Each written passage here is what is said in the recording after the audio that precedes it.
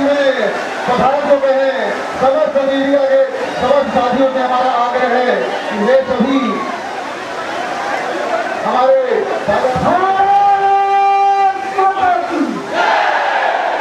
अन्ना जी ने आंदोलन चलाया, सरकार ने बात करना मुनासिब नहीं समझा।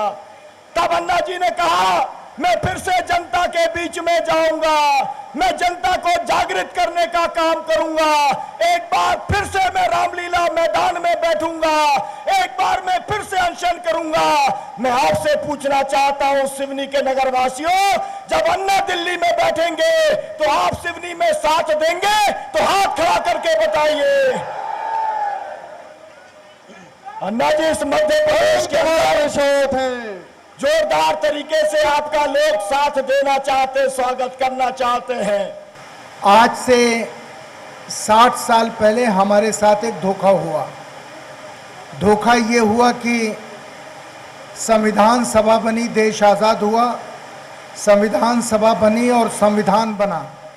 संविधान बनने के साथ ही संविधान में ये लिखा गया, यहाँ पर कोई वकील साहबान हैं, इस भीड़ में, अन्ना को सुनने वाली भीड़ में एडवोकेट हैं, कोई वकील नहीं है। उस लोकसभा में पार्टियों के चुने हुए प्रतिनिधि नहीं जाएंगे। संविधान के खिलाफ पिछले 60 साल से हमारे लोकतंत्र को राजनीतिक दलों ने कब्जा कर लिया है।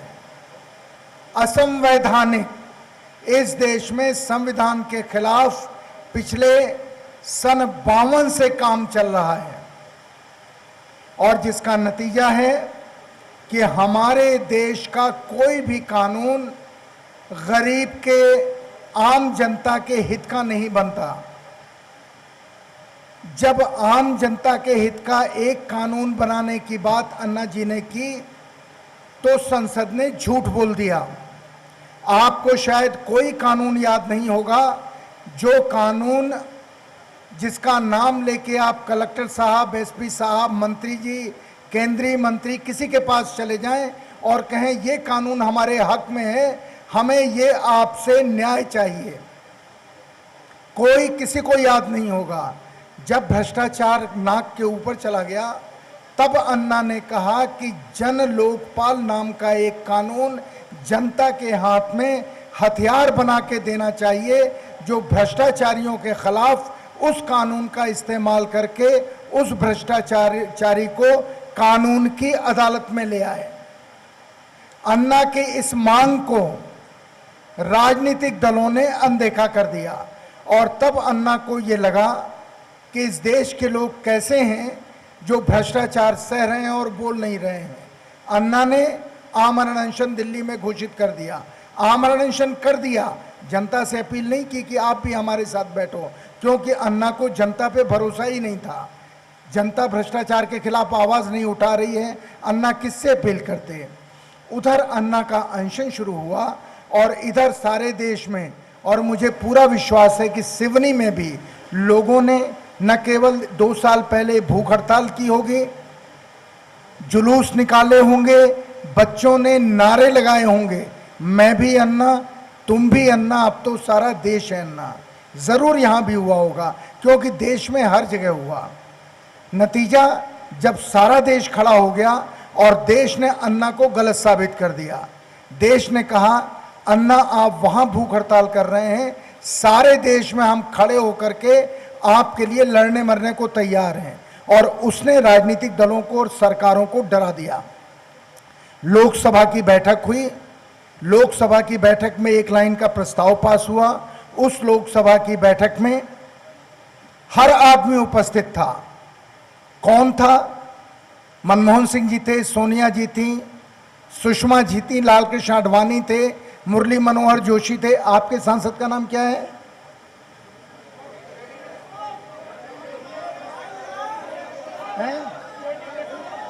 देशमुख साहब भी उसमें थे, कमलनाथ जी भी उसमें थे, हर आदमी उस लोकसभा में था और सबने एक प्रस्ताव पास किया अन्ना के लिए, इस देश की 120 करोड़ जनता के लिए, आपके लिए, कि हम जल्दी से जल्दी जन लोकपाल कानून बनाएंगे।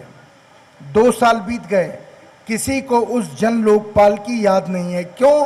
क्योंकि जो 60 साल पहले हमारे साथ धोखा हुआ, वो धोखा बढ़ते बढ़ते यहां आ गया कि इस देश की लोकसभा इस देश के लोगों से, इस देश के लोगों के द्वारा चुनी हुई लोकसभा अपने ही देश के लोगों से झूठ बोलने लगी, बेईमानी करने लगी। क्यों करने लगी? इसलिए करने लगी कि आपको या आपकी चिंता इस लोकसभा को है ही नहीं। और वहीं पर अन्ना ने कहा, मैं जनता को जगाऊंगा और इस जनता को पार्टी तंत्र से आजाद करने की कोशिश करूंगा और जनता से कहूंगा कि खड़े हो जाओ और अपनी गुलामी की जंजीरें तोड़ दो। आधी आजादी आई, अंग्रेजों से आजादी आई, लेकिन आपका राज नहीं आया, जनता का शासन नहीं आया। दोस्तों, अन्ना आपके बीच में आए हुए हैं और मुझे पूरा भरोसा है, मैं पत्रकार हूं, मैं जानता हूं इन लोगों में कितनी फितरत है, लोगों को तोड़ने के लिए, लोगों को बहकाने के लिए, लोगों से झूठ बोलने में राजनीतिक दलों में कितनी महारत हासिल है। सारे राजनीतिक दलों के नेता अन्ना को भी जानते हैं, कुछ कुछ मुझे भी जानते हैं। मैं आपसे इसलिए कह रहा हूं, ये वक्त अन्ना कहते हैं अभी नहीं तो कभी नहीं। राजनीतिक दलों से आज़ादी जब तक नहीं मिलेगी तब तक भ्रष्टाचार से आज़ादी नहीं मिलेगी। जब तक राजनीतिक दलों से आज़ादी नहीं मिलेगी तब तक महंगाई से आज़ादी नहीं मिलेगी। राजनीतिक दलों से जब तक आज़ादी नहीं मिलेगी तब तक कुव्यवस्था, कुशिक्षा खत्म नहीं होगी, स्वास्थ्य की सेवा हमारे पहुंच में नहीं आएगी। सब चीज़ हमसे दूर छीनी जा रही है। महंगाई हो, भ्रष्टाचार हो, कुव्यवस्था हो, कुशिक्षा हो, हम सब माफिया राज में जी रहे हैं, हम सब अपराधियों के राज में जी रहे हैं, क्योंकि ये पार्टियां माफिया गिरोहों में तब्दील हो गई हैं। आज वक्त आ गया है, मैं पत्रकार हूं, मेरे पत्रकार साथी कहाँ बैठे हैं? बैठने की जगह नहीं है, खड़े हैं शायद। मैं पत्रकार हूं और हर जगह मैं ये बात कहता हूं कि वक्त आ गया है कि पत्रकार हो, लेखक हो, साहित्यकार हो, कवि हो, वकील हो, शिक्षक हो, किसी भी पेशे में हो, उसे खड़े होकर अन्ना का साथ देना चाहिए, क्योंकि ये वक्त की मांग है, इतिहास की मांग है। और मैं एक बात अपने पत्रकार साथियों की तरफ से आपसे कहता हूं, ये सही है कि टेलीविजन चैनल अन्ना को नहीं दिखा रहे हैं, ये सही है कि अखबार वाले अन्ना की खबरें एक जिले से दूसरे जिले तक नहीं जाने दे रहे हैं। जिस जिले में अन्ना का कार्यक्रम होता है, जैसी आपकी सभा है, इसकी तिगनी सभाएं अभी अन्ना करके आ रहे हैं। जैसे कि आप सब जानते हैं कि अन्ना हजारे जिस उद्देश्य यहाँ पे आए हैं, हमें उस उद्देश्य को उनके साथ मिलकर पूरा करना होगा। और अन्ना हजारे जी भी हमसे यही निवेदन कर रहे हैं। और भ्रष्टाचार हमारे देश में बहुत बड़ी समस्या बनती जा रही है और इसमें कोई शक की बात नहीं है, उसमें कोई शक की बात नहीं है कि भ्रष्टाचार ने हमारे नैतिक मूल्यों का गला घोट दिया है। इसमें कोई शक की बात नहीं है कि नैतिक मूल्यों की भ्रष्टाचार ने हमारे नैतिक मूल्यों का गला घोट दिया है। क्या आप जानते हैं कि हमारे देश के जो नेता हैं, उनके स्विस बैंक में लाखों अरबों करोड़ों का पैसा जमा है। अगर ये पैसा हमारे देश में वापस आ जाए तो हमारे बेरोजगार की समस्या ही हल हो जाए, हमारे देश में योजनाएं तो बहुत बनती हैं, पर उन योजनाओं के लिए जो पैसा आता है वो सारे पैसा तो नेता अपने जेब में भर लेते हैं। जो फूल ताजा हो, जिसे हाथ से मसला ना गया हो, जिसे पैसे कुचला ना गया हो, उसे भगवान के चरणों में चढ़ाया जाता है, उसे ही भगवान ग्रहण करते हैं। और इसी तरह मैं अपने देश के लिए कुछ पंक्तियां कहना चाहूंगी। हम दिल्ली के लाल किले से करते हैं ऐलान, जान देंगे कश्मीर ना देंगे सुन ले पाकिस्तान। हिंदू मुस्लिम सिख ईसाई एक ही माँ के लाल, यही एकता बनी हमारी भारत माँ की शान। दुनिया में फैले आतंकवादों की जड़ें मिटाने को लहू का एक एक कतरा भी कर देंगे कुर्बान। पृथ्वीराज आजाद भगत सिंह बिस्मिल्लाह बोस, इन्हीं शहीदों के हैं हम सब ओजस्वी संतान। और इसी तरह स्वामी जी ने हमेशा कहा है कि मानव सेवा ही ईश्वर सेवा है। हमें हमेशा गरीबों की मदद करना चाहिए, उनका सम्मान करना चाहिए, जैसे कि अन्ना हजारे जी करते हैं। हमें भी गरीबों का सम्मान करना चाहिए, कभी उनका अपमान नहीं करना चाहिए। और जब तक करोड़ों लोग भूखे रहते हैं और अज्ञानी रहते हैं, मैं उन शिक्षित व्यक्तियों को जो उनके मूल पर पढ़ तो लिया, अब उन्हें ऊंचा उठाने का बिल्कुल भी प्रयास नहीं करते। मैं उन्हें देशद्रोही मानता हूँ। और मैं अंत में यही कहना चाहूंगी कि हम अन्ना हजारे जी की तरह महान तो नहीं बन सकते, पर उनकी राह में चल तो सकते हैं। और यहाँ पे बैठे सभी लोगों से मैं निवेदन करती हूँ कि माँ और वो बेटियों का सम्मान करें, उनका आदर करें, उनकी रक्षा करें। और मैं इसीलिए उनके लिए कुछ पंक्तियाँ कहना चाहूंगी। भोर के सूरज की उजास लिए जीवन पर रोशनी से बिखेरती है माँ। दुख की कंकड़ बीनती रहती, सुख थाली में परोसती है माँ। उसकी चूड़ियों की खनखनाट में गूंजता जीवन का अद्भुत संगीत। शहर के बौछारों से सींच कर सहजते जीवन का अंकुर। उसके आंगन में विश्व समाया।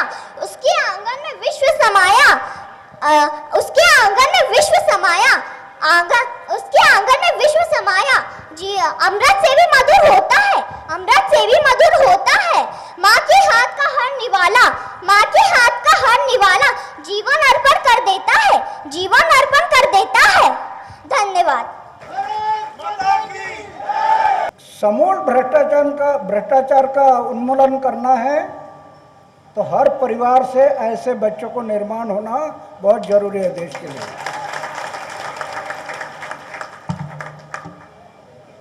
ऐसे सुसंस्कारित बच्चे हर घर में निर्माण हो तो 20 साल के बाद भ्रष्टाचार मुक्त भारत निर्माण हुआ होगा। संस्कार केंद्र में बच्चों पर संस्कार होते हैं, लेकिन सही संस्कार केंद्र में नहीं होते। हर परिवार संस्कार केंद्र बनना चाहिए। हर परिवार संस्कार केंद्र जब बनेगा और उस परिवार से ऐसे बच्चे जब निर्माण होंगे तो भ्रष्टाचार को ब्रेक लगेगा। मैं 30 साल से प्रयास कर रहा हूँ, 30 साल हो गए भ्रष्टाचार के विरोध में ये लड़ाई चल रही है। महाराष्ट्र में जब मेरा उम्र था 26 साल का, तब मैं मेरे जीवन में ये सोचता था हमेशा, अरे क्या चक्कर है दुनिया का, ये सब लोग दौड़ रहे, जन्म में आता कुछ लेकर आता नहीं, जाता कुछ लेकर जाता नहीं, उम्र भर दौड़ रहा है, मेरा मेरा मेरा मेरा मेरा मेरा, हाथ में कुछ नहीं। तो मैं सोचता था 26 साल की उम्र में, ये दौड़ने का मतलब क्या है भाई? जन्म में आता कुछ लेकर आता नहीं, जाता कुछ लेकर जाता नहीं, और उम्र भर मेरा मेरा कहता, हाथ में कुछ नहीं। क्या मतलब है जीने का? एक दिन मैं सोचा आत्महत्या करना। क्यों जीना? जब मरना पता है, खाली हाथ से जाना है, तो जीना क्यों? एक स्वामी विवेकानंद की किताब हाथ में आई, जीवन समझ में आ गया। क्या समझ में आ गया? हर इंसान के लिए जीवन मिला, सेवा के लिए मिला सेवा। वो सेवा 4 दीवारों के अंदर एक मंदिर, एक मूर्त, उसकी पूजा। ऐसे गांव एक मंदिर है, राष्ट्र एक मंदिर है, जनता ये सर्वेश्वर है, और जनता की सेवा ये भगवान की पूजा है। ये मुझे समझ में आया। उम्र के 26वें साल में तय किया, यंग था मैं, 26 साल की उम्र में तय किया कि मेरा जीवन मेरा देश और देश की जनता की सेवा के लिए अर्पण। 26 साल की उम्र में खतरा लगने लगा, शादी कर लो तो चूल्हा जलाने में समय बीत जाएगा, इसलिए सोचा शादी नहीं करना। मेरे जीवन का हर क्षण समाज और देश की सेवा में लगे, इसलिए सोचा शादी नहीं करना। और आज 75 साल की उम्र हो गई, वही विचार मेरे कायम है। गांव में मेरा घर है, 40 साल हो गए घर में गया नहीं। मेरे 3 भाई है, वो भाई के बच्चों का नाम क्या है पता नहीं। करोड़ रुपए की योजना अपनाई, करोड़ रुपए की, कहीं बैंक बैलेंस नहीं रखा। राष्ट्रपति ने मुझे पद्मश्री, पद्म भूषण, अमेरिका, दक्षिण कोरिया, कहाँ कहाँ अवार्ड मिले। 55 लाख रुपए के कैश अवार्ड मिल गए, उसका भी मैं ट्रस्ट कर दिया। उसमें से जो ब्याज आता है, हर साल 40-45 गरीब बच्चों की शादी कर देता हूँ, रखता नहीं है। मेरा कहने का मतलब है 26 साल की उम्र में मैं तय किया था कि मेरा जीवन समाज और देश की सेवा के लिए अर्पण, और आज वही विचार मेरे जीवन में कायम है। मेरा घर 40 साल में घर में नहीं रहता हूँ, एक मंदिर में। सोने का एक बिस्तर है और खाने का प्लेट है, बस कुछ नहीं रखा, कुछ रखा नहीं जीवन में, सिर्फ एक सोने का बिस्तर और खाने का प्लेट, कुछ रखा नहीं। लेकिन महाराष्ट्र में 6 कैबिनेट मंत्री का विकेट लिया अकेला, 6 मंत्री चले गए घर, करप्टेड लोग, भ्रष्टाचारी। 6 मंत्री घर गए, 400 से ज्यादा ऑफिसर घर चले गए, भ्रष्टाचारी लोग। 400 से ज्यादा ऑफिसर है, 7 कानून बनाए। और फिर मैं सोचा कि देश में इतना भ्रष्टाचार बढ़ गया, सामान्य लोगों को जीना मुश्किल हो रहा। ये भ्रष्टाचार के कारण महंगाई बढ़ गई है, पारिवारिक लोगों को परिवार चलाना मुश्किल हो रहा है।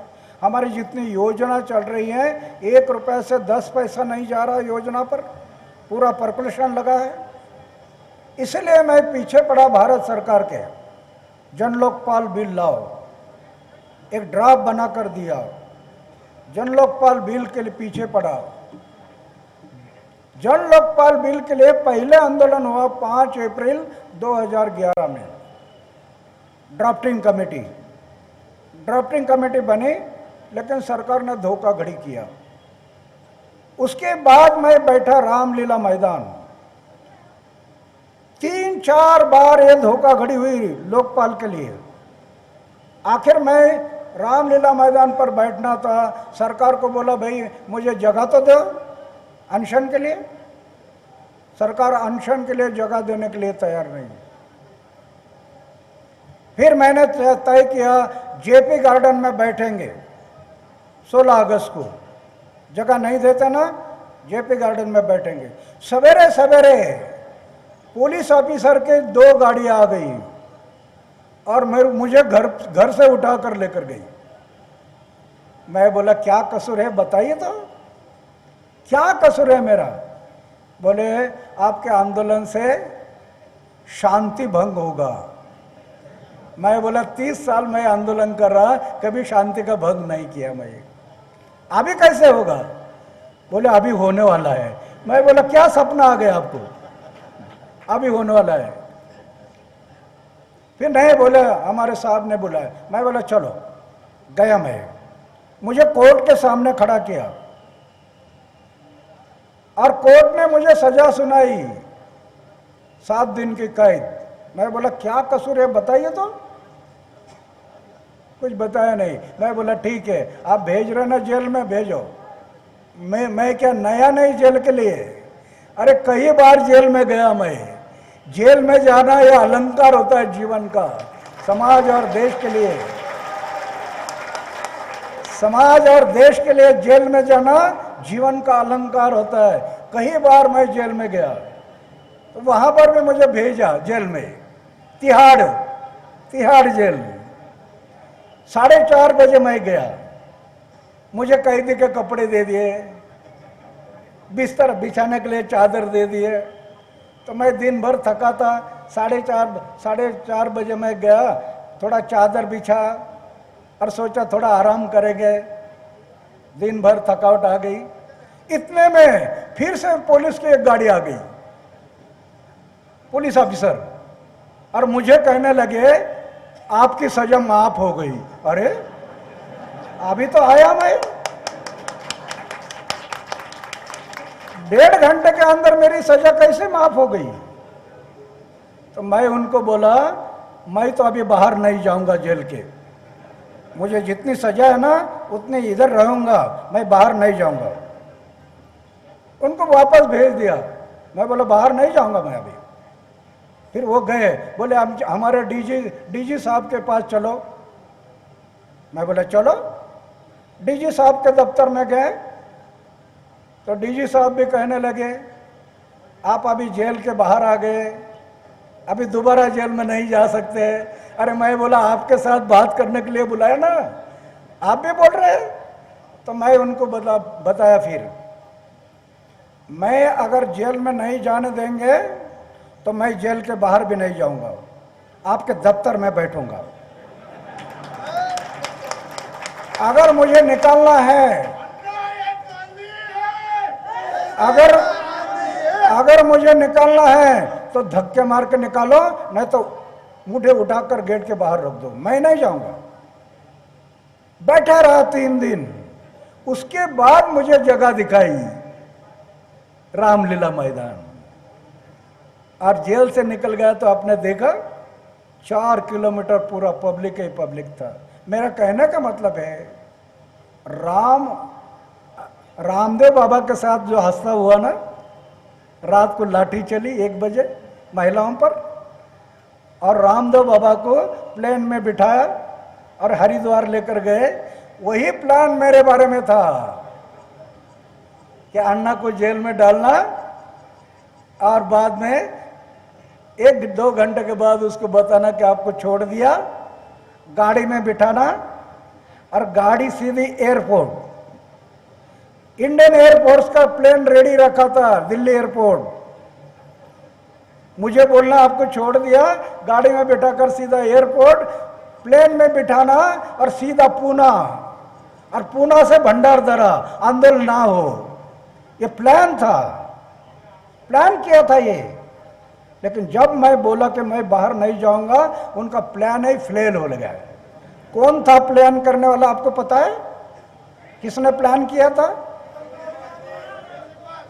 अरे उस टाइम का गृह मंत्री पी चिदम्बरम। ऐसे लोग देश चलाने वाले मिल गए तो कहां जाएगा ये देश? इतना झूठा, इतना झूठा, कहां जाएगा ये देश? मुझे तो चिंता है।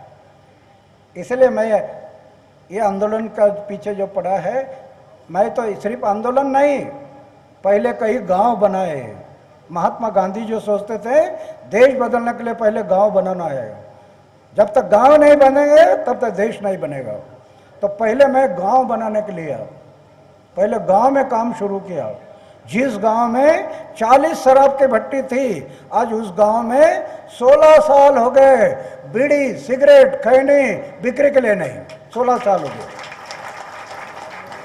जिस गांव में 80% लोग भूखे थे, बारिश के पानी का बूंद न बूंद को रोका, जमीन में रिचार्जिंग किया, अंडरग्राउंड वाटर टेबल को बढ़ाया।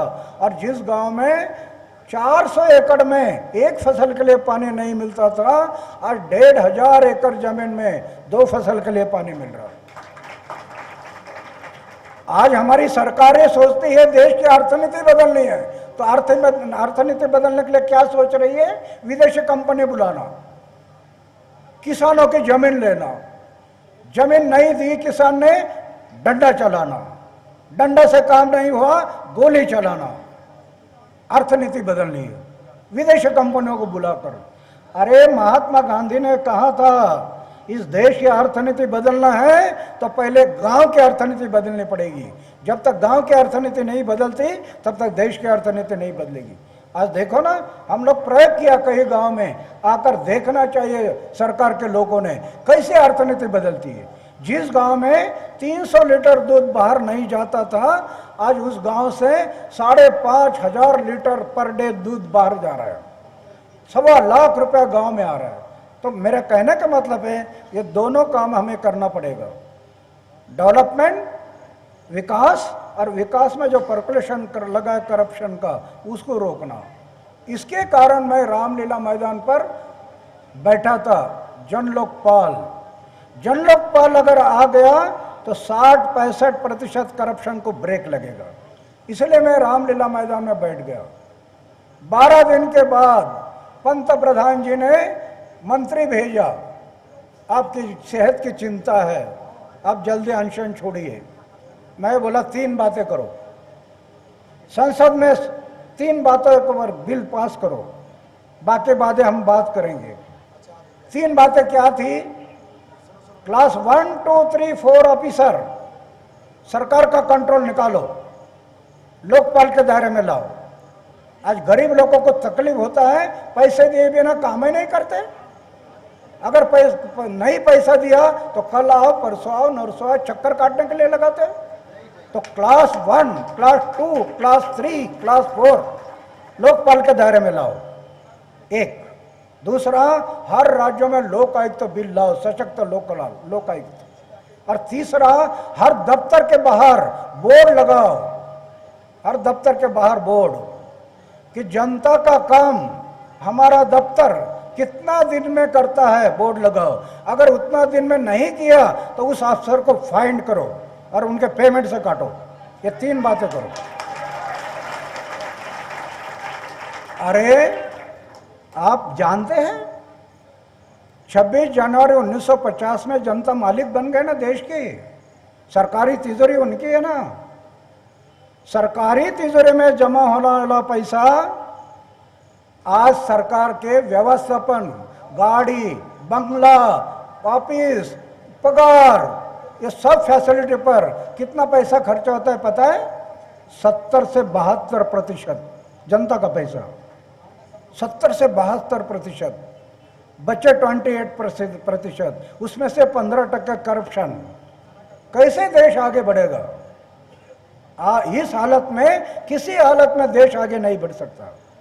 हम प्रयोग किए हैं 30% मैनेजमेंट में अच्छा काम होता है, 70% पैसा योजना पर लग सकता है, ये हम प्रयोग किए। तो मेरे कहने का मतलब है कि इस बात को लेकर हम पंत प्रधान जी को बनाए कि 3 बातें संसद में लाओ, मैं अनशन छोड़ दूंगा। वो मंत्री गए, पंत प्रधान जी को बताया, अन्ना जी ने 3 बातें बती। रात को 1 बजे संसद बैठ गई, 1 बजे रात को, और 1 बजे संसद में चर्चा हो गई ये 3 मुद्दों पर, और संसद में रेजोल्यूशन पास हो गया। संसद में रेजोल्यूशन पास हो गया। और दूसरे दिन पंत प्रधान जी ने अपने साइन से मुझे लेटर लिखा कि आपके कहने के मुताबिक 3 बातों पर रेजोल्यूशन पास हो गया है, आप अनशन छोड़िए। मैं विश्वास किया, क्यों? जनता के भलाई के लिए मैं विश्वास किया और अनशन छोड़ा। आप देखिए कि 2 साल हो गए, 2 साल अभी तक रेजोल्यूशन पास हुआ, पंत प्रधान लिख कर देते हैं जल्दी से जल्दी लोकपाल लाएंगे, 2 साल हो गए अभी तक नहीं आ रहा। ये धोखाधड़ी नहीं है? 120 करोड़ जनता के साथ धोखाधड़ी है कि संसद में रेजोल्यूशन होता है और अब उसका अमल नहीं करते।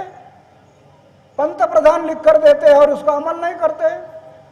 इसलिए मैं अभी बाहर पड़ा है देश में। अभी हरियाणा, पंजाब, हरियाणा, राजस्थान, उत्तराखंड, उत्तर प्रदेश, 5 राज्यों में मैं घूम कर आया। इतना रिस्पांस है। और अभी मध्य प्रदेश में देख रहा हूँ, मुझे तो बड़ा ताजुब लगा कि यहाँ का युवक का जो जोश मैंने देखा, युवकों का इतना जोश मैंने देखा, मैं भी 75 साल का युवक बन गया उनका जोश देखा। और अभी मैं तय किया है कि जब तक लोकपाल नहीं आएगा तब तक मैं मरूंगा ही नहीं, तय किया है। तो अभी घूम रहा है सब देश में। क्या 120 करोड़ जनता जाग जाएगी? मुझे संदेह है। क्यों? जनता में बहुत से लोग कुंभकर्ण बनकर सो गए।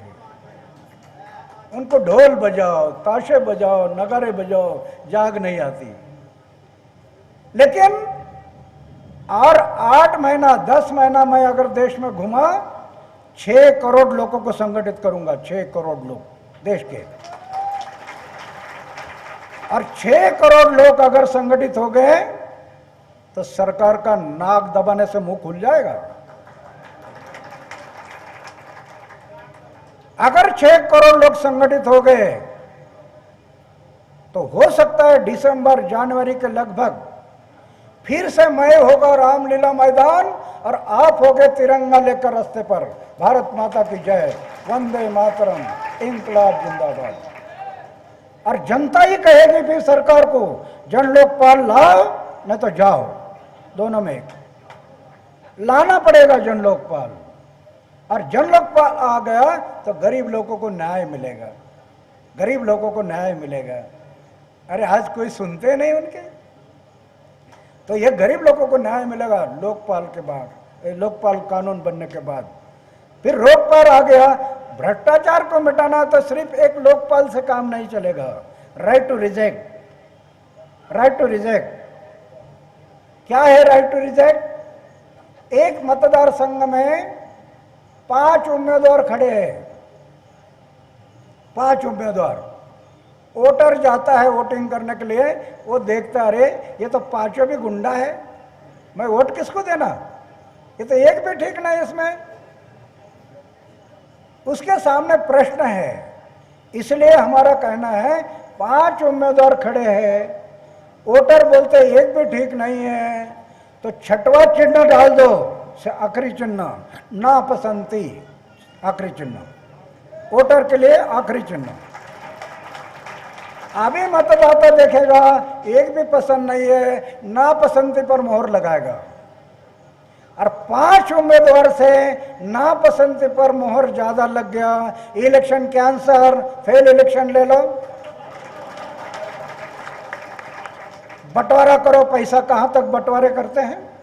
10-10, 15-15 करोड़ रुपया खर्चा कर रहे इलेक्शन के लिए। यही हमारा लोकतंत्र है। गरीब आदमी कैसे इलेक्शन लड़ेगा? ये हमारी जनतंत्र है कि 12-12, 15-15 करोड़ रुपया खर्चा करते हैं। एक इलेक्शन कैंसिल हो गया और 15 करोड़ रुपया पानी में गया तो उम्मीदवार का दिमाग जगह पर आ जाएगा। ये काम हमें करना है आगे के लिए। Jan Lokpal, right to reject, right to recall, recall थोड़ा आगे है, लेकिन ग्राम सभा को पावर, ये सब कानून हमें बनाने हैं और उसका अमल करने के लिए कोशिश करना है। तो इसलिए मेरा कहने का मतलब है, अभी 10 बजने वाले हैं, मैं ज़्यादा ना बोलूँगा, लेकिन मेरी विनती है यहाँ बैठे युवकों के लिए। युवा शक्ति एक राष्ट्र शक्ति है, ये जाग जाए ना, कल का भविष्य दूर नहीं इस समाज का, इस देश का। अरे वियतनाम बनाया युवकों ने बनाया। जिस जापान की राख बनी थी, ऐसे जापान राख के ढेर से खड़ा हो गया और दुनिया को कह रहा है विकास कैसे करना, हमारे तरफ देखो। इंडोनेशिया की क्रांति किया युवकों ने की। मैं एक युवक था 26 साल का, तो मेरी विनती है युवकों को, मेरा यह संदेश नहीं है अन्ना हजारे ने शादी नहीं किया, ऐसे जिनकी शादी नहीं हुई उनमें शादी नहीं करना, ऐसा मेरा संदेश नहीं। अरे इतना आसान नहीं है। बैचलर रहकर समाज में काम करना इतना आसान नहीं है। हिमालय में आसान है, गुहा में बैठकर। ये मन इतना चंचल है, कब धोखा देगा पता नहीं, बहुत चंचल है। एक तो चंचल है, दूसरा तेज है, तीसरा धोखेबाज है। अरे इसने 1000 साल की तपस्या करने वाला विश्वामित्र धोखा दिया है, मन ने विश्वामित्र को धोखा दिया, पाराशर ऋषि को धोखा दिया। लेकिन मैं अनुभव करता, मेरे लाइफ में 75 साल की उम्र हो गई, मेरे जीवन में इतना भी दाग नहीं लगने दिया, इतना भी दाग नहीं लगने दिया। इसके कारण इतने बड़े बड़े गुंडों के साथ मैं लड़ रहा हूं। इतने गुंडों के साथ लड़ रहा हूं। दाग नहीं है ना, अगर दाग होता तो ये लोगों ने मुझे तोड़ मोड़ देना था, लेकिन दाग नहीं है, कुछ कर नहीं सकते, कुछ नहीं कर सकते। देखो 6 मंत्री जब मैं पकड़ा, ये क्या मेरे पास जादू की छड़ी थोड़ी है कि छड़ी घुमाई और 6 मंत्री घर गए। अरे कितना तकलीफ दिया, कितना तकलीफ दिया ये मंत्री को जब मैंने पकड़ा, इतना तकलीफ दिया। 3 मंत्री 1 साल सवेरे 11 से 5 कोर्ट चला था, कोर्ट में डेली। कई बार मुझे जेल में भेजा,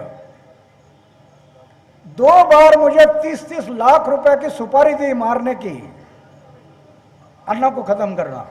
मंत्री पकड़ा गया, वो अभी जेल में है, जेल में है अभी।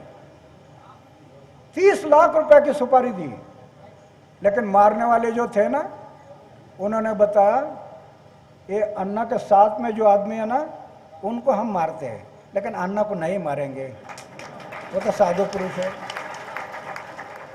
नहीं मारा। जब पकड़ा गया तब उसने बताया कि इसके साथ साथ मुझे अन्ना को भी मारने की सुपारी दी थी, उसने कोर्ट में बताया। और फिर मैंने ऑब्जेक्शन लिया कोर्ट में, जब उसने बताया उनको अटक करो, तो मंत्री को फिर अटक किया, अभी जेल में है। मेरा कहने का मतलब है भ्रष्टाचार मुक्त भारत हमें निर्माण करना है। अकेला अन्ना हजारे नहीं कर पाऊंगा, युवकों ने खड़ा होना है, युवा शक्ति। लेकिन खड़ा होने के बाद भी 5 बातों को ध्यान रखना। अन्ना हजारे से बड़ा काम कर सकते आप, सिर्फ चारित्र को संभालना। चारित्र, शुद्ध आचार, शुद्ध विचार, निष्कलंक जीवन, जीवन में दाग मत लगने दो, जीवन में थोड़ा सा त्याग करो, त्याग। अरे त्याग ये करना ही पड़ता है, ये भूमि है ना हमारी भारत की, ये हमेशा त्याग सिखाती है।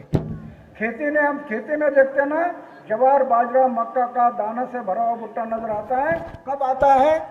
पहले एक दाना को त्याग करना पड़ता है, एक दाना अपने आप को जमीन में मिटा लेता है, तब भुट्टा नजर आता है। पहले एक दाना जमीन में नहीं गया, भुट्टे कैसे नजर आएंगे? आज इस देश के लिए, समाज के लिए वो एक दाने की जरूरत है, जमीन में जाने वाला, जमीन में जाने वाला। बहुत से दाने सोचते हैं जमीन में क्यों जाना, मुझे रहने के लिए माड़ी है, घूमने के लिए गाड़ी है, मैं जमीन में क्यों जाना। जो दाने ऐसे सोचते हैं जमीन में क्यों जाना, और जो दाने जमीन में नहीं जाते वही दाने नष्ट हो जाते हैं। जो दाने जमीन में नहीं जाते वही दाने चक्के में जाते हैं, पीसते हैं और उनका आटा बन जाता है। जमीन में नहीं गए, चक्के में गए, आटा बन गया। तो मेरी विनती है युवकों के लिए, ये 5 बातों को ध्यान रखना, बहुत बड़ा काम आप कर पाएंगे।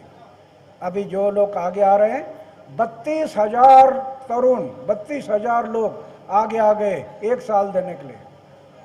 200 लोगों का हम ट्रेनिंग लिया ऋषिकेश में, 200 में 16 लोग और आ गए और उन्होंने कहा कि हमारा जीवन आपके आंदोलन के साथ। इसका गुणाकार हो रहा है।